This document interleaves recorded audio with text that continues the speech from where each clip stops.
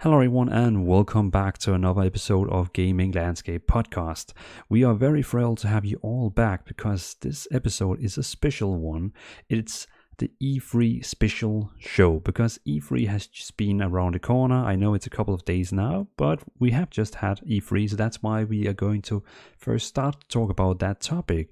And after that, we of course have some interesting topics to talk about that. So, Alumio, did you watch E3 or did you actually skip it? Well, hello as well. Glad to be back. And just to jump right into the question like you did, yes, I watched most of it, I think. At least a lot of the reveals. Not much of the panels themselves, but a lot of the reveals, trailers and such, like most people.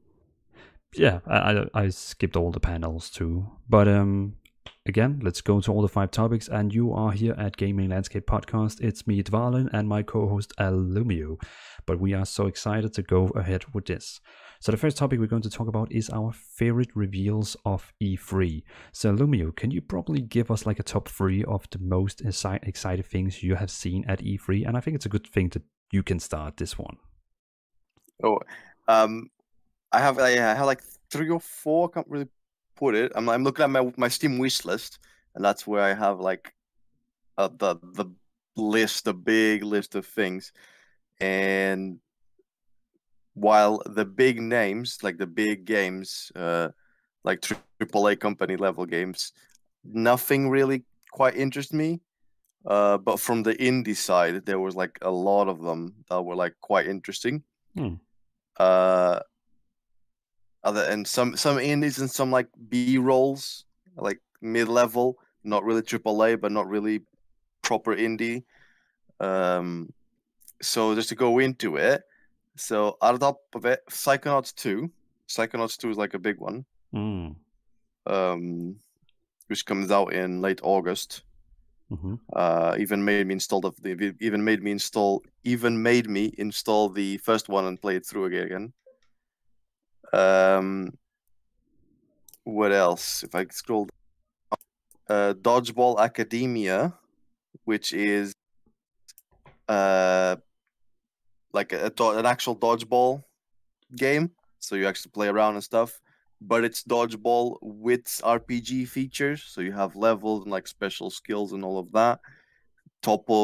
Added on top of it, you get a cartoon, like a quality cartoon graphic style, Mm-hmm. like Rick and Morty and Adventure Time, etc. Like high quality cartoon style.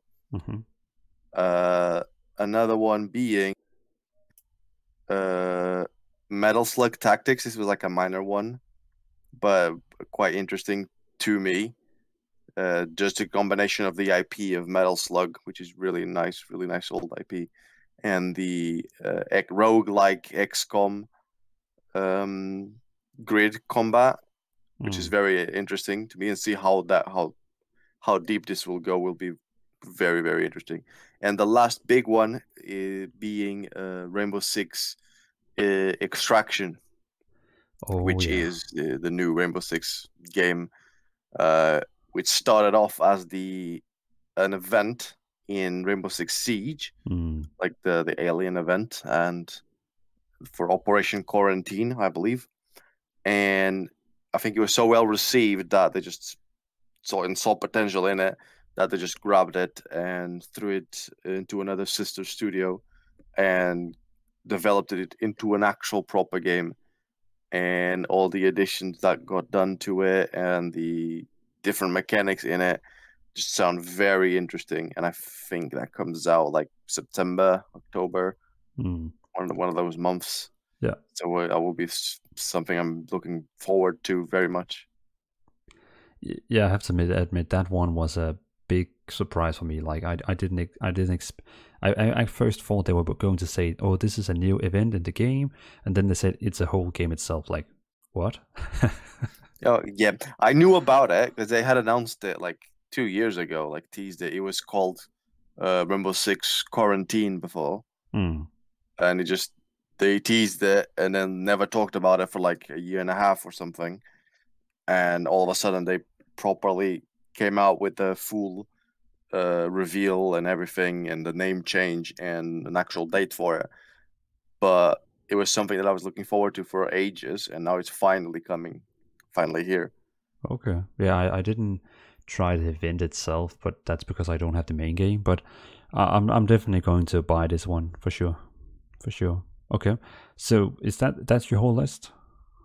Yeah, I have a bunch more. It's just that, like I would say, to keep it quick, like just went to the overall, like Yeah. the over the top, Yeah. Yeah. over it. Like I can name a few more, just the name, but nothing in specific. So they got Despot's Game, Kiwi, Tiny Tina's Wonderland, Wolf Stride, um, Endless Dungeon, Orcs Must Die 3, Tinykin, Survival Machine, Fire Girl, and there's like still a few more. But like as you can see, a wide array of like new things to try. Mm. Okay. I mean, uh, okay. Yeah, I guess we two also have like, a big difference Yeah, in games we like. Um, yeah. I know that we talked a little bit, and I think you're like quite interested on the I'm correct me if I'm wrong. It has been like a while since we had that conversation. It was like you were quite interested in like the Halos, on Halo and stuff. yeah, probably my list is going to be a very AAA list. I'm like a sucker for big games. So yeah, I can jump through my list if you're ready for Go that. for it. The one you put on your number one, Psychonauts 2, is interesting because those games like that is never been really my thing. But I saw the crowd when they showed the game. It was like huge. A lot of people were hyped about it. Psychonauts is a cult classic, even though it's like the typical 3D platformer with the a character. I forget the actual word for it, but it's like in the same style like Sly Cooper, Ratchet and Clank, Jack and Daxter. It's like a mascot character. Yeah. In this case, it's Raz, like the little kid. Yeah. The way that the story is told, um, the actual theme of the game itself, Yeah. which you being a psychonaut and you go into other people's minds, and like the levels inside people's minds are stylized to the personality of that person, and they're like all wacky and such, and they deal with actual mental illnesses. Yeah. It's like rages, like fear of like stage frights, etc., etc. All those like different things actually get represented quite well in their proper levels, and then their mechanics and etc. And even though it's a mascot platformer, the story and like the subliminal themes are quite like adult like. And I'm realized I'm saying like a lot. I've quite a big break from the last podcast.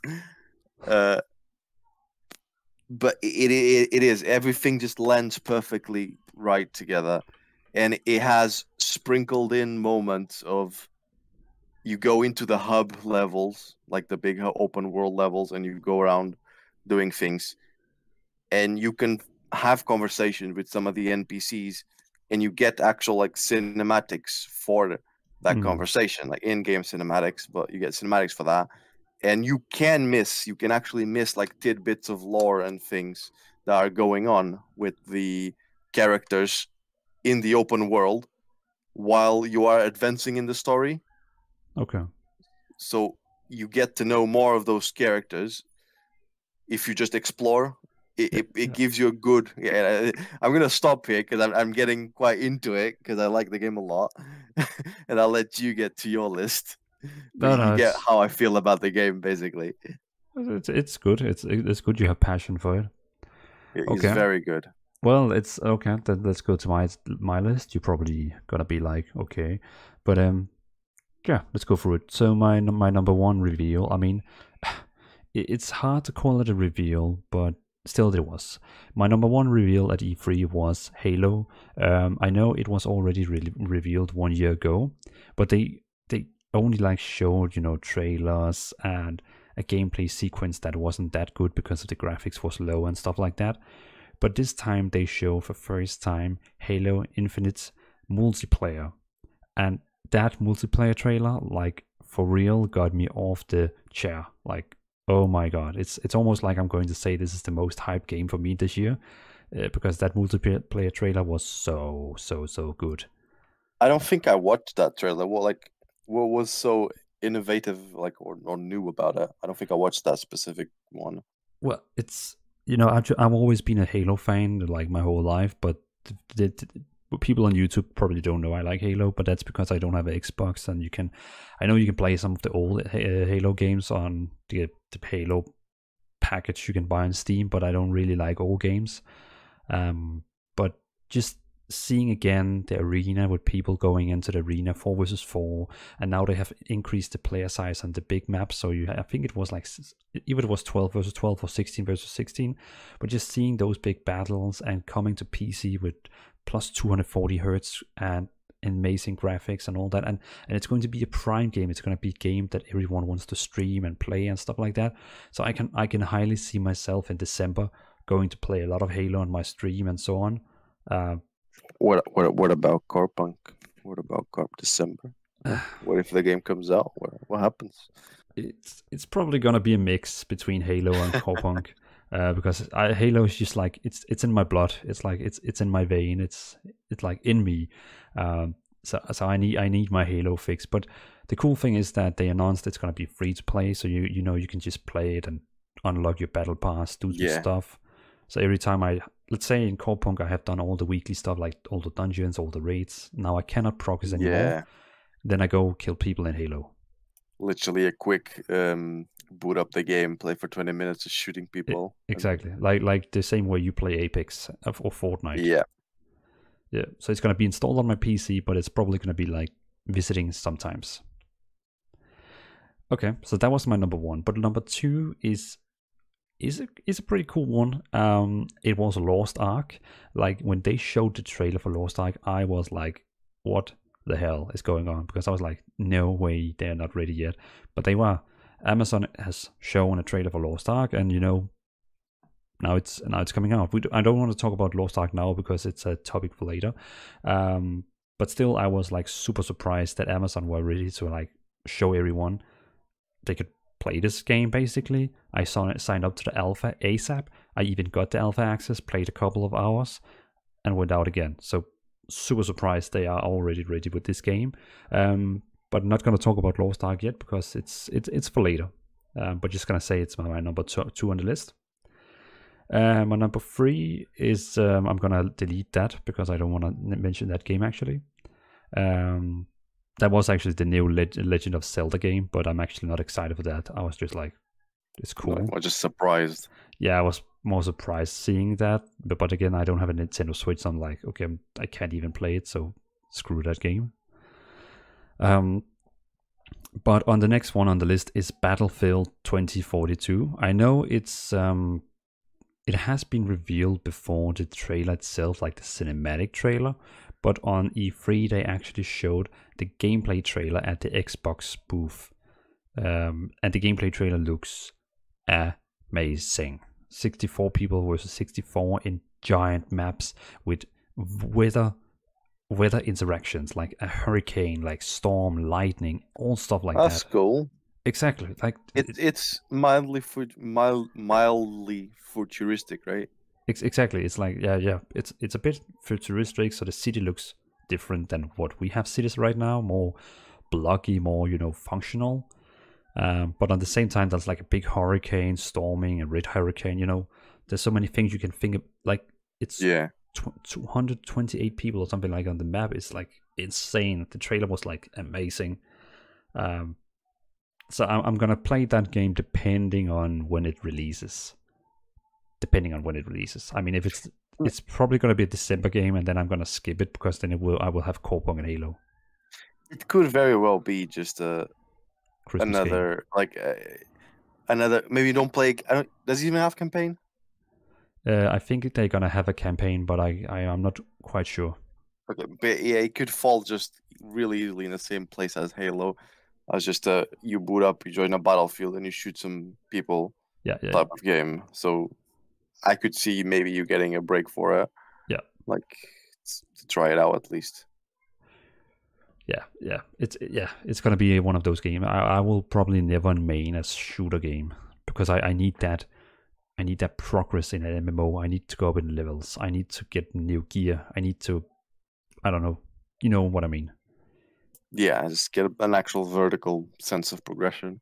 Yeah, and stand in a city and being social. I mean, Battlefield. You only meet people when you are on the battlefield.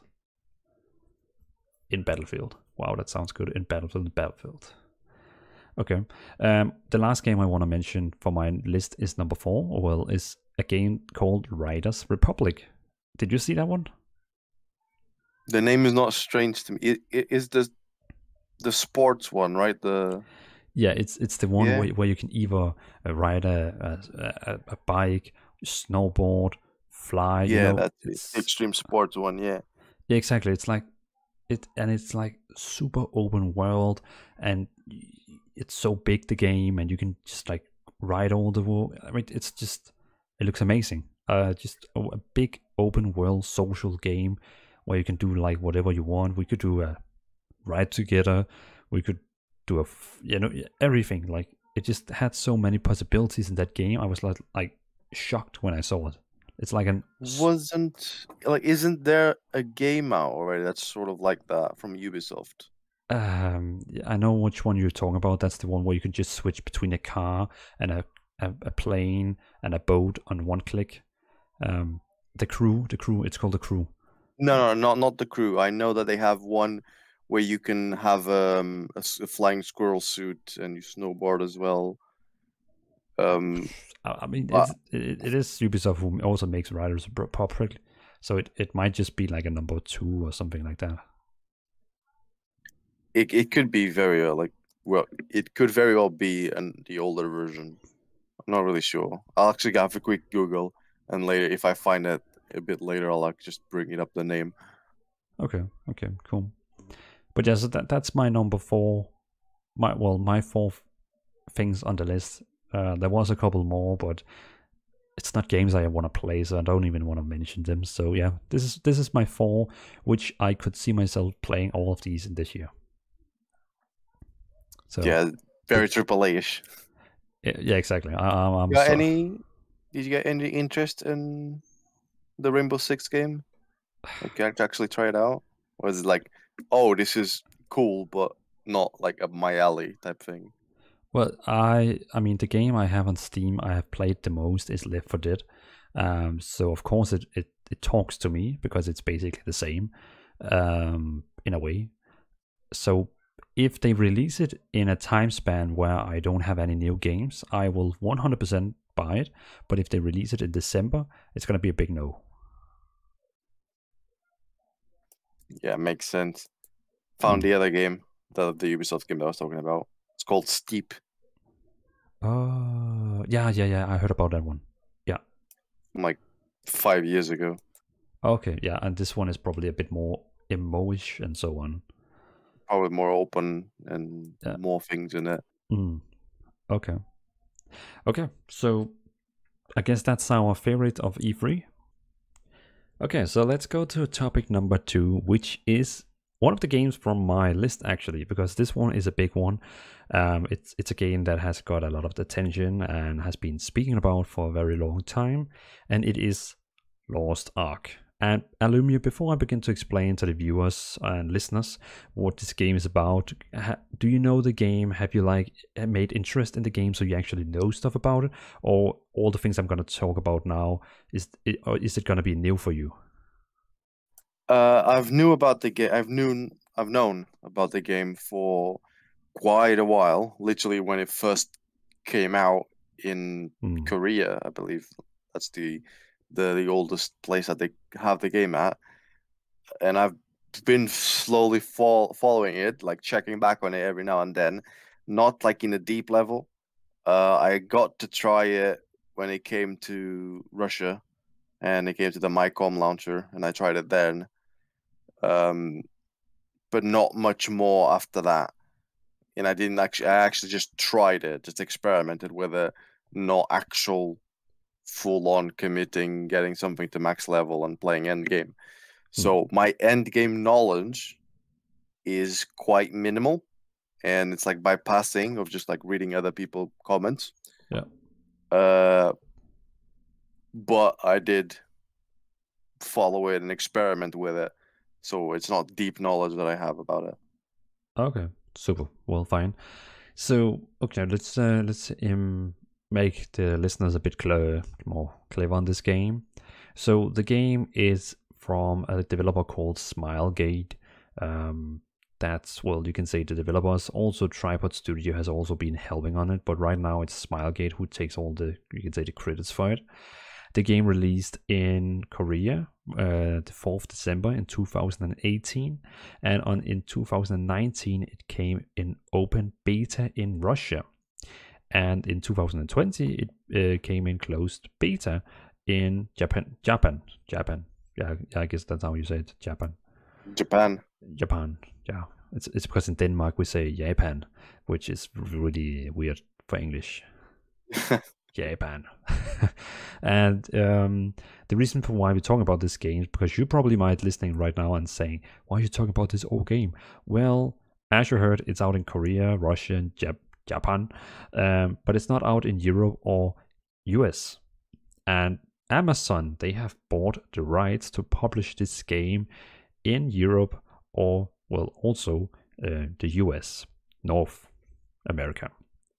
And they just showed at E3 they are finally ready and have everything ready. So they of course made a badass trailer and even opened up a website called playlostark.com where you could sign up to the alpha. And I actually tried that, but it was on a heavily NDA, so I cannot talk about the details in alpha, except I will say I had fun. So let's stay on that one.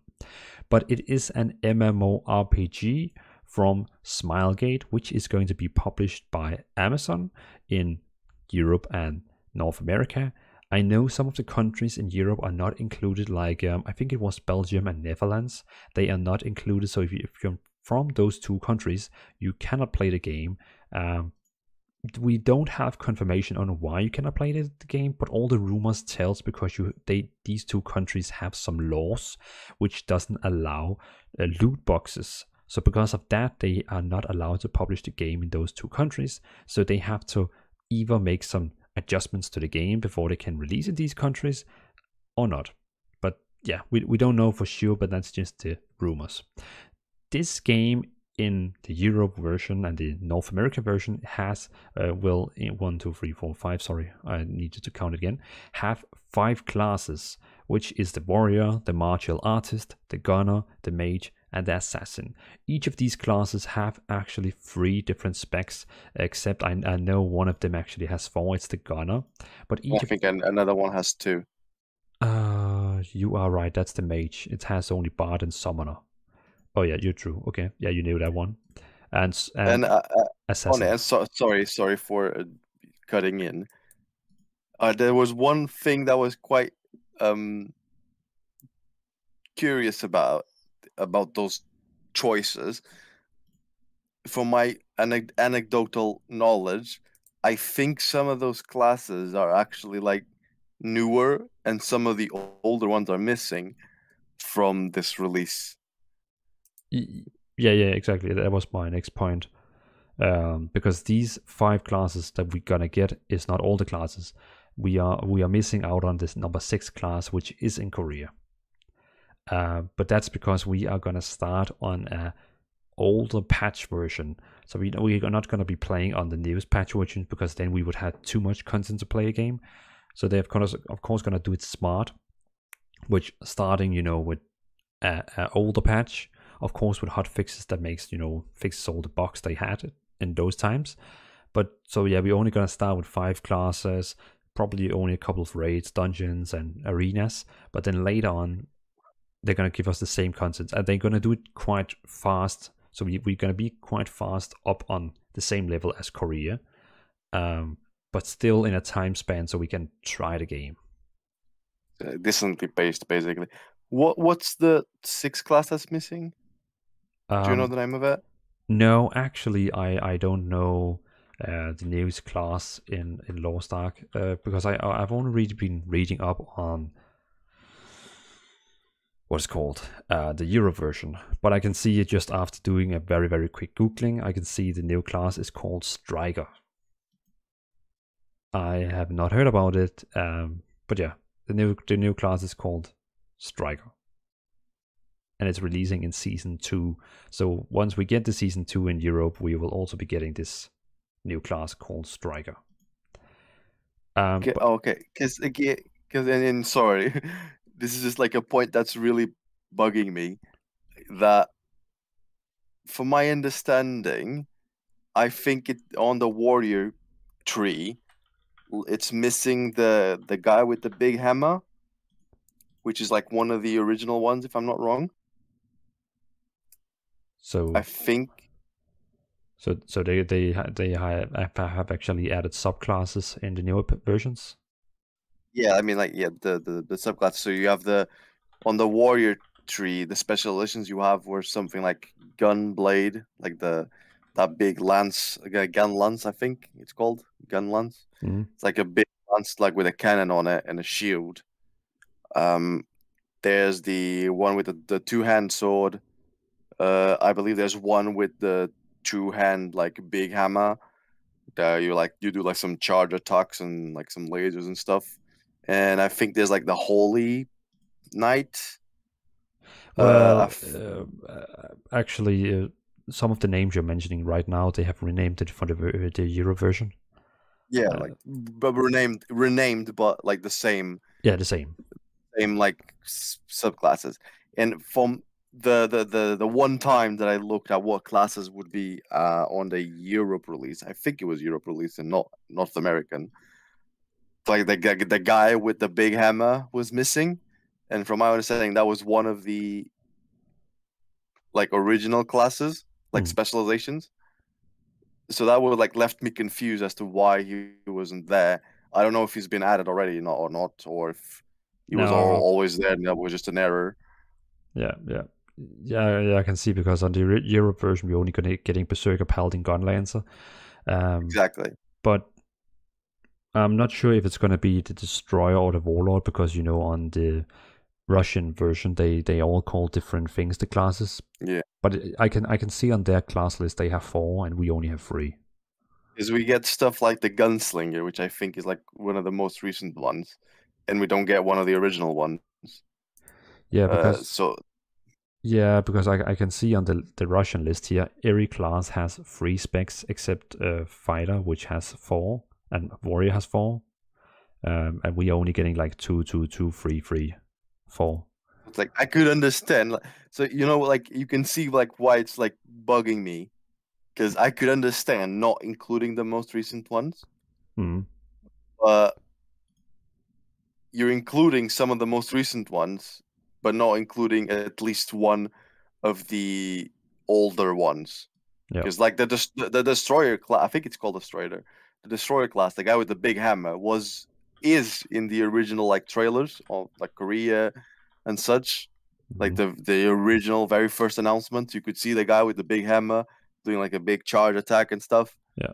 It's like he's one of the OGs subclasses, and I have no idea or understanding as to why they removed it from the Europe and Mm. North American release. Okay, yeah. Well, and when you say it like that, I can hear it sounds a bit fun. But I mean, who knows? If the game is only in alpha, maybe they're gonna add them Right. like before release. It could be. I don't really mind either way. It's just a very mind-boggling decision as Mm, to what's going on. Unless there's some rework or something planned. I think there's also missing the mage class. That's the cards, like that throws the cards around, and that's another one of the original ones, mm. Yeah, I can like see the gambit it's not like there. mage. So yeah, it's just very weird decisions, and I have no idea as to why they were taken like that. But yeah, again, I mean, I understand why you think it's like odd, but like let's say people like me, or people like a casual person who doesn't know about this game, we would not even Yeah, for we would sure. not Yeah, you even wouldn't see it. even know about it. This is just this is literally just a quirky thing for me knowing about the game when it first released and like watching the initial videos Yeah. and all of that, and then checking the classes, and those are gone. Yeah. And nowhere to be seen. Yeah, because I remember in 2018 and 19 when it released in Korea and Russia, I didn't even wanted to Google it one time, the game, because when I heard it didn't came out in Europe and US, I was just like, no, it's not gonna be for me then. I was like angry at it. Yeah. So I didn't even wanted to do research because I was like I hate you. Like, okay.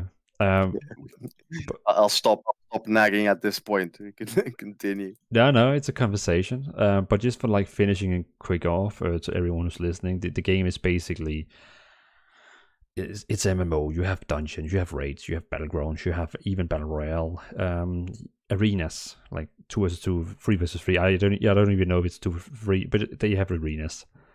So it's a typical MMO, but you see it from the top like Diablo, and the game feels very much like Diablo. You get like tons of monsters running at you, and you do very big explosions, spells, moving fast around. So in my opinion, it's basically Diablo MMO, just kind of saying, except they have these subclasses. That's pretty much what it is. Diablo style, like combat, like typical RPG combat, and then just extended and expanded into a proper MMO. And I think adding on to it, just on the arena stuff, I don't know what all the arenas that it has, but I do know at least that if not the 3v3 only mode, or at least one of the modes for 3v3, I have no idea if it's the only one or not, is sort of 1v1 matches, where you start with one person fighting another person from the enemy team, and after you kill that person, you keep your health and such, and you proceed to start fighting the second person. Just like so a it's Pokemon that type game. of thing. Yeah, so you want to, so the team that eliminates the other team first wins, which can, like, adding a little quirk on is, can be a very bad mode if you're playing this randomly. Yeah. Just due to the fact that you queue up, you spend time queued in, you get into the match. If you're the third person on your team and the first and second person kill the whole of the enemy team, then you literally queued up for nothing to just sit there and waiting and watching. Yeah. Okay. Yeah. I see. I hope they're gonna have something more like 2 vs 2, 3 vs 3, where everyone can play. But okay. I mean, the game, no matter what, is just gonna be a filler for me till Corban comes. So still gonna be fun. My main is gonna be the Paladin, which is also called the Holy Knight, I think it was. It's I just love Paladins, and I played him in the alpha, and he was like perfect for me. Okay. This is very, very, very interesting. You want to say a last word of Lost Ark before we are heading off from it? I think, did we touch? I forget if we touched on the monetization of it in the past. Well, yeah. Okay, yeah. I could just close on that one. The monetization, everyone can play for free. The game is totally free to play. But if you pre-order it, you play 3 days before everyone else. And there is no release date at the moment, but they had a release date on the Founders Pack on Steam, which said October. So, but I actually pinged them on Twitter and said, hey, you forgot to add the date. Is this date real? And they were like, oh, yeah, it was just a dummy date. We just put it on for fun, and we forgot to remove it. So, it could either be the worst lie, or it could actually be, truth. Yeah, it's a fun, interesting reply. Yeah, I didn't even think they would reply to it, because I was like, hey, look at this, what you gonna say? But yeah, I really hope it's gonna be out in October, because if this game releases in December, there's no way I'm gonna play it. But if it's gonna release in October, I can play this game for 2 months before I had to play Halo and Core Punk. That would be so good. But yeah, just as a closing argument on it, I think it will do good. 100%. I do think that it needs to do some adjustments on the store because yes, some from other arguments from people defending the game, I believe a lot of the things you can eventually acquire through playing the game normally. But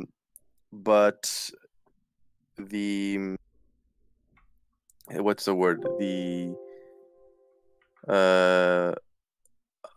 She's having a blank right now. The word of the yeah, the pay to win thing. I think you can buy costumes which give you stats, etc., and I think you can obtain them through. I think you can obtain them through playing. But the core of the pay to win issue, I don't know much how it would apply to PvE, but for the PvP at least, since there is a patch, and this patch will be important if it comes with the release right away or if it comes after, which is the patch that normalizes PvP, as in gear in PvP. I think before that patch, you could call PvP pay to win, and I think it is pay to win.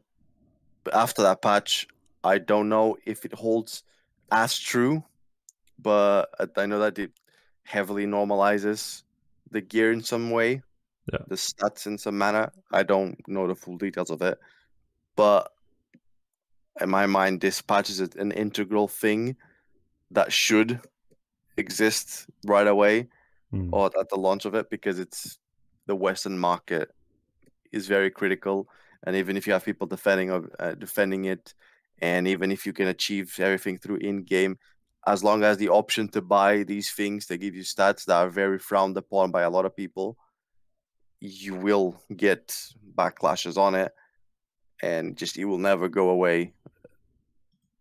Yeah. So they need to do any little bit. Don't do a Battlefront 2. You know. But yeah, that's it. You didn't see the Battlefront 2 scam they had? I did not see that one. No. Wow. Okay. I mean, and Star Wars Battlefront 2, when they released that game, it was supposed to be like a super big game, but it had too many like loot boxes, and you had to use money to earn more experience points and blah blah blah blah blah. So the game basically died because it was too heavy burden on using money. And of course they have fixed it today, but it's too late. Like, and that's the same thing I kind of hear from you, is don't do pay to win, because else it's gonna like be there forever. Like, even if they remove it later on, everyone is still gonna remember it as it. Like, I'm not claiming that the game is proper full pay to win and such, because I don't know the whole full details, and I have seen comments from people defending it that stating that you could obtain everything through playing, and variations of that, and I can't go deep into it, but regardless if that's true or not, just the fact that you have cosmetics with gift stats and all of those things, that is an integral, very front-facing, where you see it, and it's like your first reaction is, oh, so that are paying are getting more benefits than I am. Regardless, that's the first reaction is going to be that for pretty much everyone, and that's the stigma that they already are dealing with, because they're getting hit. There was like big waves of comments and threads and whatever discussing how that the release was pay to win, and people saying that they're not surprised because it's a Korean game, blah blah blah. But yeah, we'll see how the North American and the EU publisher handle it, because I mean they have access to the code. They can do whatever they want. So if they are smart, they could remove it, and it would never be a problem. Yeah, for sure. I don't know how. I'm not expecting many changes, at least on a deep level. I think they tossed out a statement. I think Smilegate did, or regarding the pay to win concerns and the pay to win feedback and all that. That they were going to do some changes or something along those lines. Can't be fully sure of it, but we're going to have to see what ends up being. Yeah, we'll see. So to the third topic, we're going to talk about a very interesting game which had a lot of hype, which had a lot of people looking for it, and every time there was a gaming show, everyone was spamming this game's name in the chat. It was quite fun to see how much people liked this game and loved it, even though they didn't know anything about it, just from a trailer. Back in 2019 at E3, they showed a cinematic trailer for a game called Elden Ring.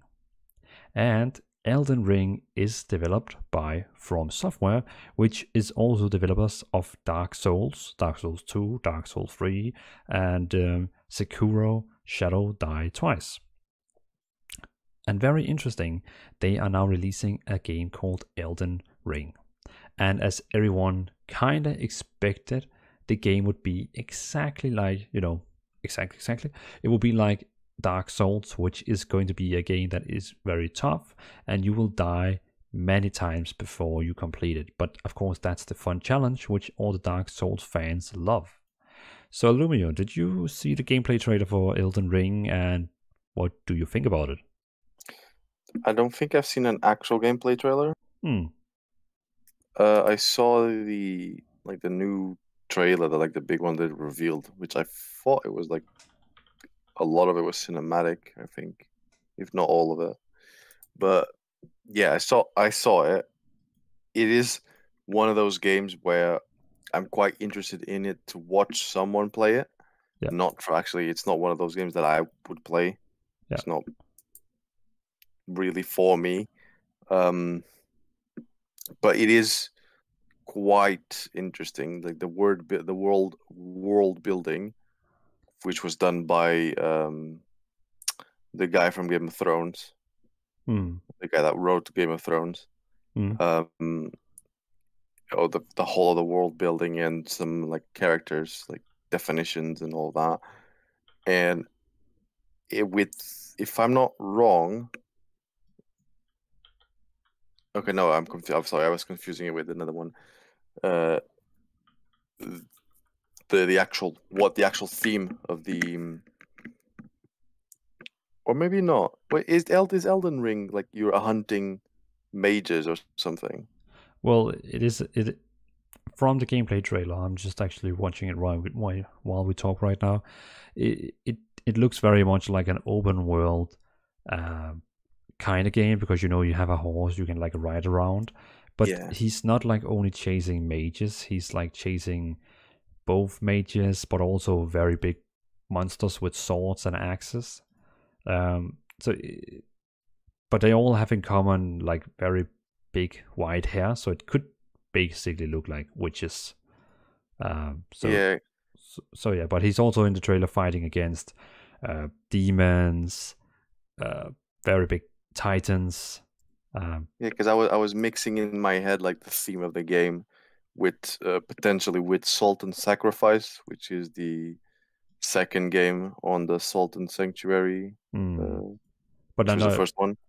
But yeah, no. In this game, he's like fighting everything you can imagine, like even a big blue deer. Funny enough, like a big blue ghost deer he's fighting. So like, yeah, anything. But yeah, But I think the main thing from Dark Souls of this game is Dark Souls is like very tracked. You go this way, you go this path. But from the trailer here, he rides around his mount in like very big zones. So I could imagine it's basically Dark Souls. It is like an open world. From my understanding, it's like big open world. You have mounts to go around. I think like around half of the bosses, there are a lot of bosses and mini bosses in the game. Yeah. And like around half of them, you can literally skip them and never see them or battle them. Yeah. I think it's basically in the sense as a Breath of the Wild style game, where if you really wanted to, you could like get to the end of it quite quickly. Because if you don't explore at all, You could like get through the game quite quickly. Yeah. Uh, so it will be quite interesting to see it like in action. Yeah, actually, I have some bullet points to with us. To this topic today, and you're totally correctly that George R. R. Martin, which is also the Game of Thrones writer, he's also writing this lore for this game, which a lot of Game of Thrones fans, of course, is going to play this game just probably only because of that. But we have confirmed from IGN and PC Gamer that there are going to be 6 main areas in the world, each controlled by a demigod boss and containing a more traditional dungeon. So it's gonna have, like 6 open worlds areas, and also a demigod boss you have to fight for each of the areas. And then, of course, each of them is going to have like a dungeon, probably where the boss is. There is going to be mounted combat, so you can fight on mounts. There's going to be multiplayer, and co-op is confirmed, and it supports up to 4 players. So basically, we could play us two, and basically Deacon and Sejoma, who's listening right now, could also be. So basically, I think that's pretty cool, because I know in Dark Souls they have some kind of co-op, but I don't know what it actually is. Have you experienced that before? The co-op is basically you like if my rough understanding of it is you invoke someone to basically invite another player in as a phantom to like help you out and do stuff with you. So if you the white phantom, I believe, is the allies, then you can get invaded by other people with like the red ones, and they go around and attack you. It's sort of like invasions. You're invading other people's worlds and going to other people's worlds, But more than actual proper lobby co-ops and all can that. you actually do a boss in Dark Souls with a friend? Because I have never seen anyone do boss with a friend. Yeah, but you need to be like in. I think like the invocation or whatever is like saying, putting an SOS signal out there, like I need help to do this, and like someone can join in to help you. Okay. Yeah, because this sounds different. This sounds more like it's actually a co-op system up to 4 players where you could basically run around and have fun. Um, It could be like I think in Dark Souls, I don't know which one. I assume the third one at least. You can go around with like 4 people because you can summon more than one phantom. okay. But I mean, if this game is I mean, this is facts, but if the game is going to have, like, as they claim here, a 4-player co-op, open world, and it actually looks fun, and it's easy to join each other, and you can do everything together, then I could actually, consider buying it and play with people. Especially because if we read more on this list, it says you can summon the spirits of dead enemies and use them in battle. There's a stealth system. Elden Ring has weather and time systems. There are fast travel systems, because probably the world is too big. Your horse looks to materialize out in thin air and has the ability to leap up sheer cliff faces. You're not a hollow, you are tarnished. There are characters with their own unique motivation for helping hindering the player's progress. Players will choose the fate of this cursed land by unraveling its secret and myths. And the last one is Bandai Namco reiterates it's an RPG with a wide variety of weapons, magical abilities, and skills found through the world that let you choose your playstyle. So it sounds very much like, and you can jump in this game, because I know in Dark Souls you cannot jump, if I'm correct. Yeah, you can't. Yeah, so the game is probably like close to Dark Souls, but it's still its totally own IP and totally own unique multiplayer game where you can play either alone or with your friends. Wow. Now I'm actually super hyped about this one. I wasn't hyped because I didn't read this list before we started. Okay, this is gonna be on my list of games I want. Cool. Yeah, it would for sure be quite interesting. From Software usually makes solid, nice games. Like, I wouldn't go as far as to say it was going to be a massive hit and successful, and everything's going to be peaches, but it will for sure be at least good, like high good game. Hmm. I just think it sounds fun, like doing a big boss with a friend. I mean, that could be really awesome. But yeah, No, yeah, for sure. okay. So, I mean, that was and if that was Elden Ring. Do you have like a last word before we go away from Elden Ring? No, I think it's quite close, quite solid on it. Yeah, I Like, think we like needs covered to be everything. more. Yeah. There needs to be like more revealed and more shown. But as it is a single player slash co-op game. Not even with the invasions for the PvP, but it's not really like a proper MMO type thing. Actually, when they got asked if there was invasion in this game, they didn't want to answer on that. So the possibility is that there could be no invasions. Yeah. But that's not my main object anyway. I mean, maybe they're gonna have some PvP focused mod instead. Okay, enough Elden Ring. Let's move on to the fourth topic. Okay, so to the fourth topic, we have an unusually, well, still fun topic. It's have you heard about a company called Dreamhaven? That's the one with a bunch of ex WoW devs, right? Yeah, exactly. Exactly. It's the guy called Mike. Was it Mike? Yeah, Mike Morhaime, which was Yeah. a very big guy in Blizzard. I think he was like Yeah. the biggest big. Um, he basically left Blizzard, and no one knew what happened with him. Everyone just thought, okay, he's gonna just enjoy his life. But then like a couple of years after that, I think it was like 2 years after he left Blizzard, then he announced that he had started his own publishing company called Dreamhaven with his wife. I'm pretty sure it was with his wife. So now they have like this company, and inside Dreamhaven they have currently, before they had two game developers companies, which was called Moonshot, and we actually don't know 100% what they are gonna make of games. We just know they have Moonshot, and if you go to like Moonshot's websites, it's like clouds and sky and rockets.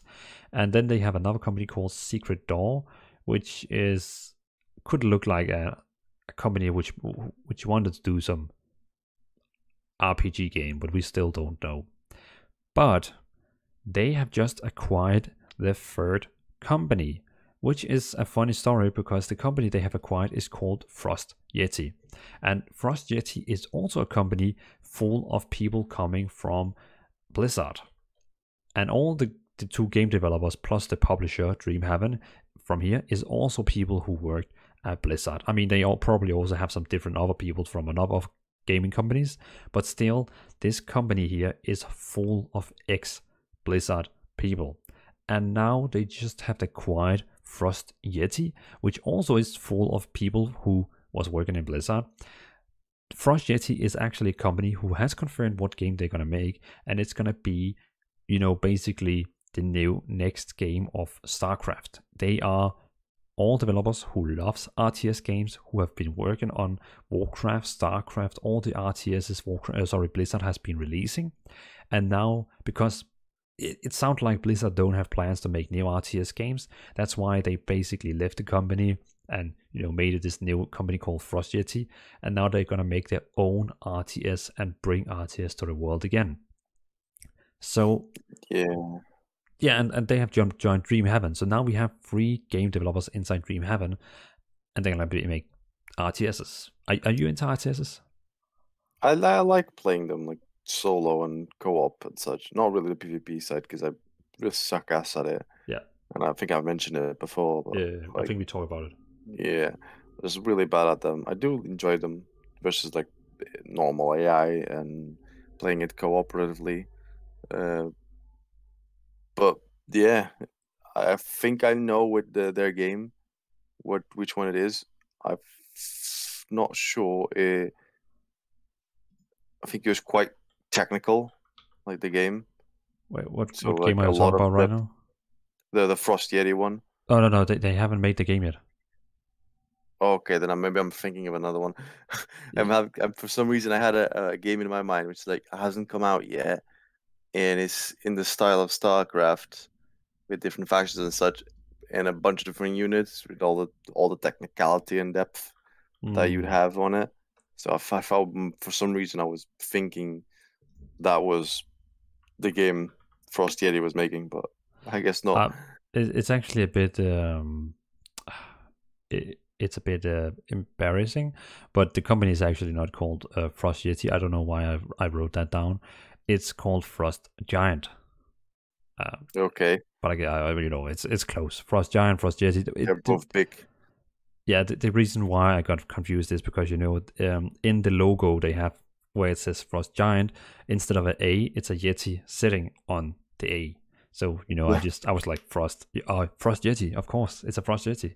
But no, it's Frost Giant, but it doesn't make any difference. They still acquired by Blizzard. Oh no, not Blizzard, Dreamhaven, and they're still gonna make an RTS game. But they told last time they are still at the drawing boards. So See where that goes then. yeah, I mean it's very interesting to see this company Dreamhaven. Like now they have 3 companies. I mean, who knows? Maybe they're gonna do a RTS, an RPG, and an MMO. It could be fun. It will for sure be really interesting to see what comes out of it. Just to the fact that Blizzard is on a decline. It's probably still going to take a while to die. It's not going to die overnight or anything like that. It's going to hang in there for still a good while. What? Well, maybe not a good while, but at least a few years. But it's just a big shift of people leaving, and that of Blizzard just becoming pure corporate and no soul behind it, and to see what the people with souls that left the company are going to be able to put out there with their new projects.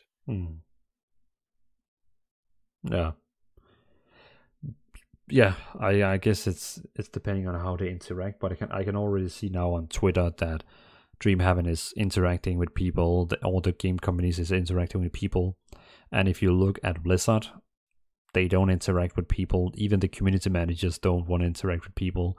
The content creator Discord I'm on, which is super secret, I don't even know. I don't even think I'm allowed to say it exists, but I just did.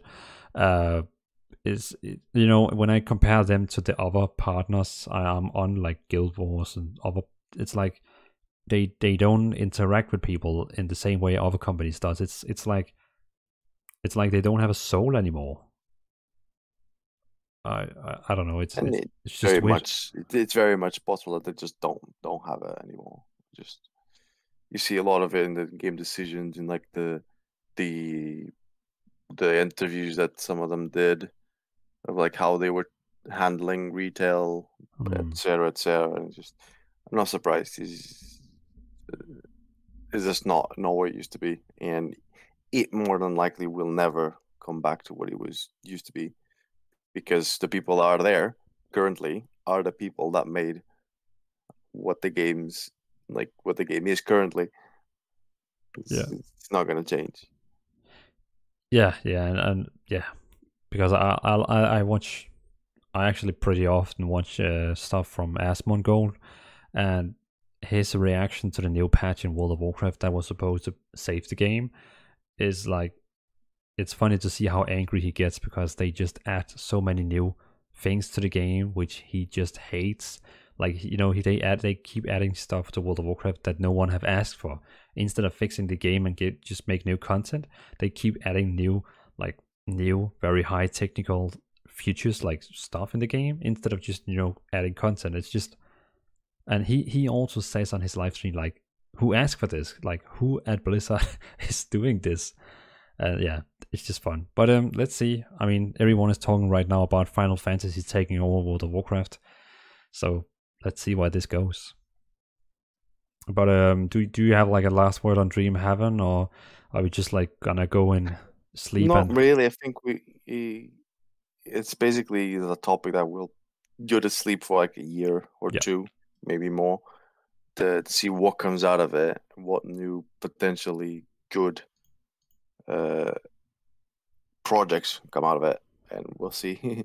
Literally, we'll see. There's not much else that can be said about it. Even if new companies join, etc., it's the novelty is worn off.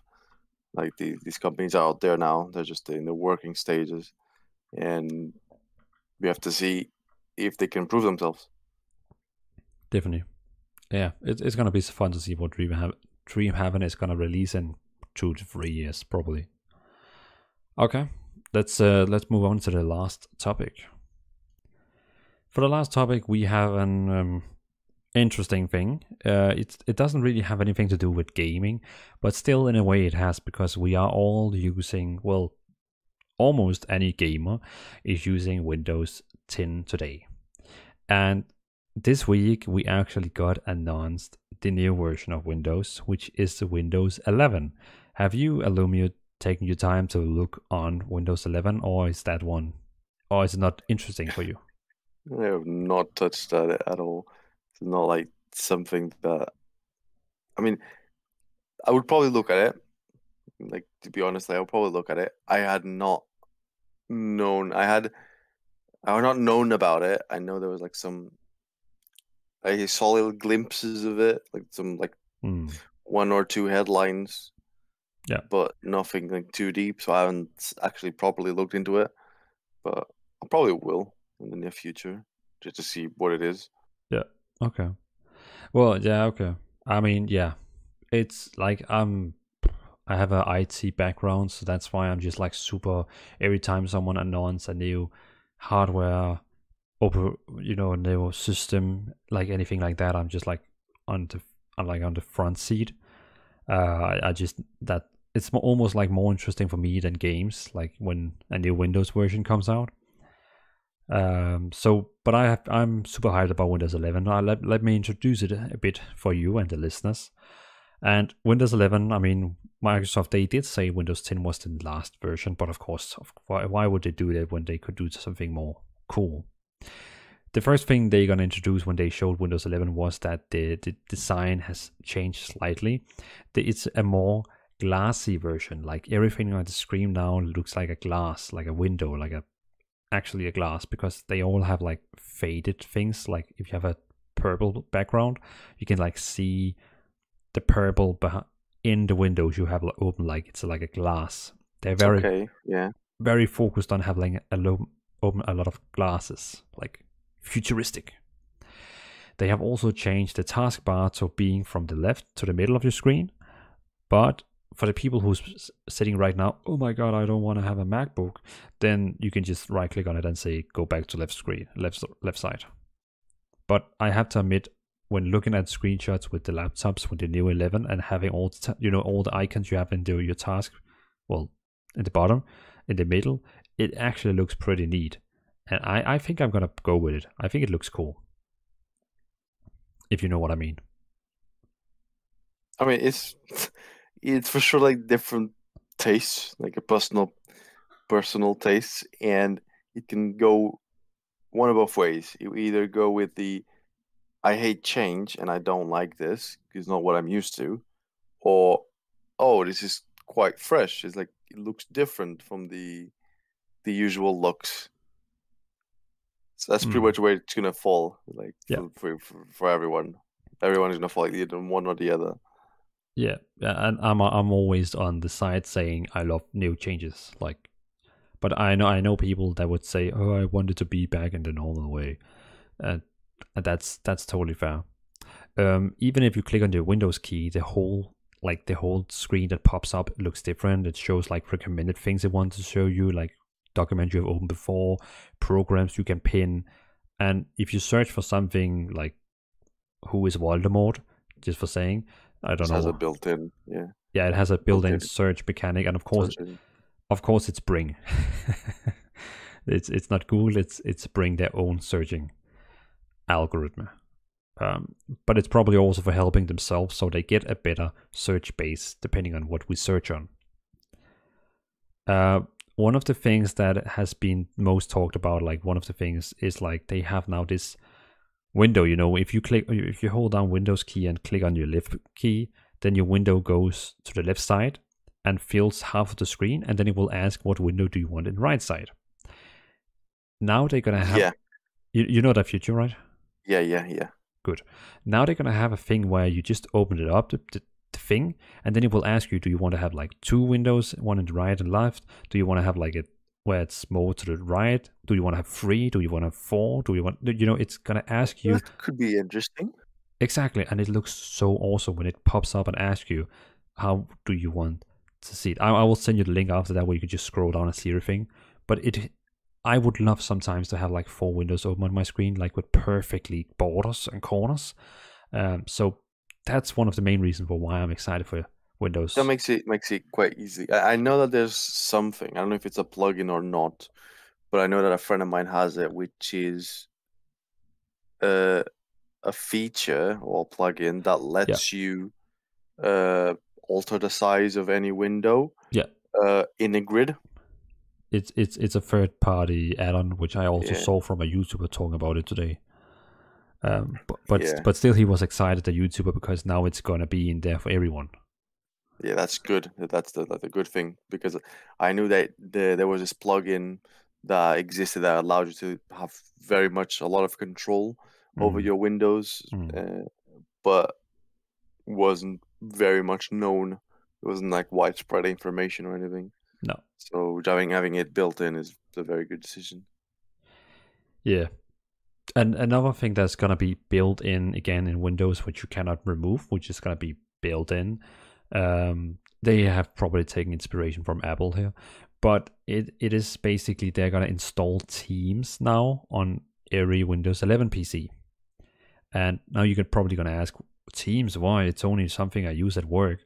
But no, actually last month in May, they have enabled that everyone now with a Microsoft account can log into Teams and use it like, like Discord, like Messenger from Facebook, like WhatsApp. Now you can actually basically download Teams on any device in the world, any PC, like anything, log in with your private account, and you can chat, create chatting rooms, all that. But now inbuilt in Windows 11, there's going to be Teams where you can just, do face calls. You know what I mean? Like all these things. It would be, so basically they're trying to kill Skype, like fully remove Skype. Oh, I mean, they have already killed. Yeah. I mean, business-wise, Skype doesn't exist anymore. Skype for Business is like basically dead now in most companies because Windows is closed. Microsoft is closing Skype for Business in 2022. Then you cannot download it anymore. And the normal Skype, I think they have announced it. I think they said something about it. They're gonna kill in 2023. So Teams is the new, and it's gonna be the one that's gonna stay. But yeah, I still think it's cool that it's gonna be like in there. So if built-in stuff is always maybe not amazing, but it's always nice. To like at least have the option, and depending on how, if it takes off or not, or if it's useful or not, then definitely. Yeah. The second last thing is that they're gonna have like a widget. So like there's coming a glass from the left side that you can like swipe it in half of your screen. Then it will show you like stories from the world. It will show you the weather. It will show you some photos, the calendar. Like imagine it's like a widget tab from your phone. Yeah. That you can open on your Windows 11. And of course, at last, the least, is that the Game Pass, Microsoft Xbox Game Pass and stuff like that is going to be integrated in Windows 11 also. So all Windows PCs is going to be delivered with the Xbox app where you can download games. You can download, you can play all your Game Pass games and, all that. Yeah, that's good. And the last thing, which maybe is going to make you a bit hype about it, is of course they have redesigned the whole Microsoft Store. Of course, because the Microsoft Store they have on Windows 10 sucks. But the Microsoft Store on Windows 11 has been totally restored and created new. And you know what? Now you can also directly from the Microsoft Store on Windows 11 download almost any Android app. That is like what there seems to be some stepping forward from Microsoft, from merging or as much as they can, like consoles, Androids, Microsoft, like the Windows. I mean, Yeah.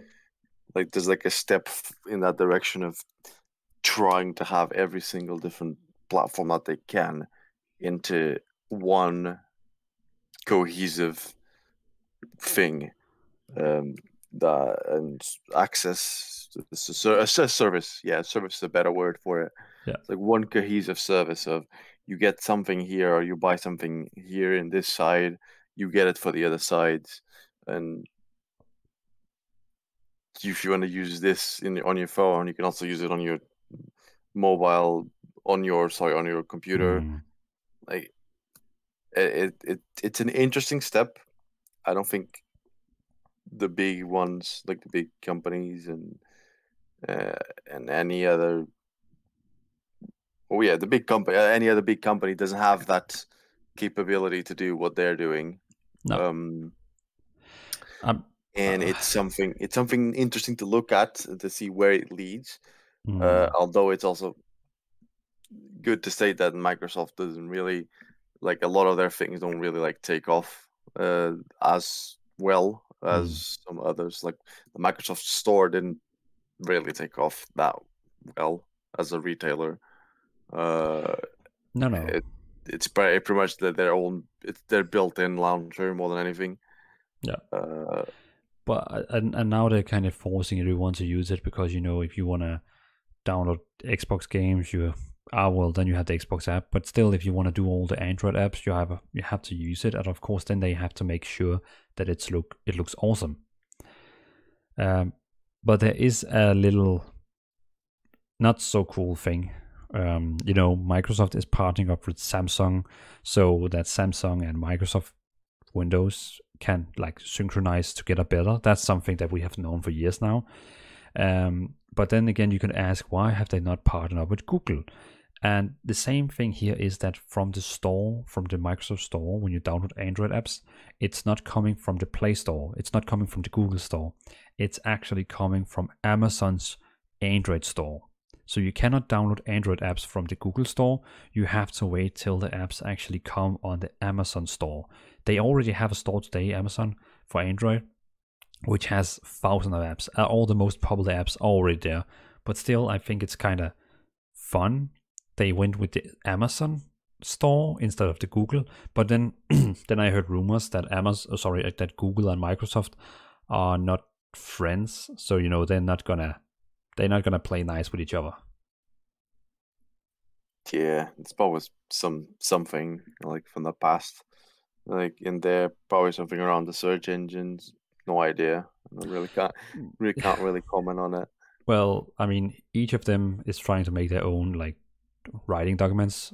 If you go to G Drive and create it via, like Office documents, it's in their format. Yeah. They have each of their own emails. They have each of their own music services. Almost like no. Yeah, they're basically competing in a lot of scenarios, so it's very unlikely that they have collaborate. each of their own cloud gaming services.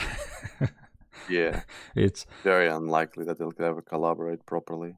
Yeah, they had like they have each of their own operative systems. Like they have Chrome OS. Microsoft have Windows. They have now their own each of the browsers, Edge, Chrome. They are actually made of the same engine now. The one from Linux, I think, the Chrome engine. Chromium. Yeah. So I kind of I think we know why they're not collaborating. But yeah, I know I closed it very fast, but yeah, the Game Pass thing is going to be on the store. In the game, of course, there. So people like I know Deacon, who's listening right now, he can of course use his Game Pass on the Windows 11, which he can also use it on Windows 10, but still, it's integrated in there. But wait! Another very very big thing is, do you know BlueStack, the emulator of Android apps? Yeah. I think when they saw this presentation, they were wetting their pants. Yeah, because could very well dictate, depending on how good how well implemented it is. It could very well be a massive threat to from BlueStacks. From the the presentation, they show that these Android apps run directly on the PC. Like no emulators, nothing at all. It uses your hardware, everything. So already there, it kills BlueStacks so many times, because BlueStacks, like, you have to like say how much process do you want to use? How much data do you want to use? Do you want to use GPU? And it pretty much is gonna like knock it dead unless it's horribly implemented. Yeah. It will knock it dead more than likely. Yeah. And then of course again they're gonna focus a lot on touch stuff. So they're again trying to make a lot of force all their hardware producers to make tablets again, if people are into that. But yeah, I just thought it was funny to put on because oh yeah, and I forgot to tell you, Alumio, it's actually one of the most important things. The Windows updates in Windows 11 is 40 times smaller, so Windows updates gonna be faster. That's good. Windows 11 is using less energy from the CPU, so that means when you get Windows 11 on a laptop, it will use less energy, so they can like compete with Apple's energy use. And I thought they said something about the CPUs was going to be smarter and faster, and the documents on your PC is going to be readable faster. Just a lot of small things is going to be faster on the PC. But yeah, I just thought it was funny to take this one with us, because almost any gamer is having a Windows PC, so makes sense, I think. You think? Yeah, it's pretty much like what the next step is with the OS for the majority of users is, besides a visual overhaul, which pretty much comes with almost every operating system.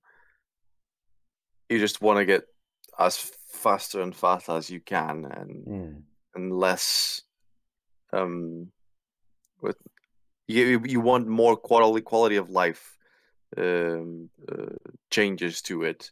Yeah. And being able to make it more efficient, more optimized, it's just a natural progression of the different versions. You want to try it and get it as much as you can, and all the visual stuff is more than fluff than anything. It's all the systems behind it and how fast it performs that are truly like the essential things. Yeah, and they claim stuff like they can now have direct, the DirectX 12 support. I don't even know what that does. Probably game developers knows, but yeah, it's gaming related for graphic cards. But I don't think there's anything we will see. But yeah, it's still a fun thing. So that was all the topics for today. I think it has been a great and informing show for people. Do you have like a last word you want to say to the folks out there? I think just that we're back and probably gonna be able to finally be on our usual like once a week schedule. I think just me taking a holiday, and the lots of the reveals on the E3, making you work with a lot of videos, caused a little shake, a little extra time between episodes, but probably gonna get back to normal if we can. And hey, it's another very good, nice episode to just chat about a lot of new things, and can't wait for the next one. Yeah, we might be able to release the next episode like even sooner, because now it's Saturday, so maybe we can even release it like in the mid of next week. But we'll see. So again, everyone who's listening, watching, wherever you're watching this on Spotify podcast, or if you're on Google, iTunes, YouTube, wherever you are listening to this, thanks for listening. Thanks for being here. If you want to find more content from me, you can go to youtube.com/DvalinDK. And if you want to find Alumio, you can always join. You can always join my Discord. You will find him there, or you can join the Core Punk official Discord, and you will always be sure to find him in the chat over there. But else, thanks for for listening, watching, whatever you do. And see you on the next episode, hopefully very soon.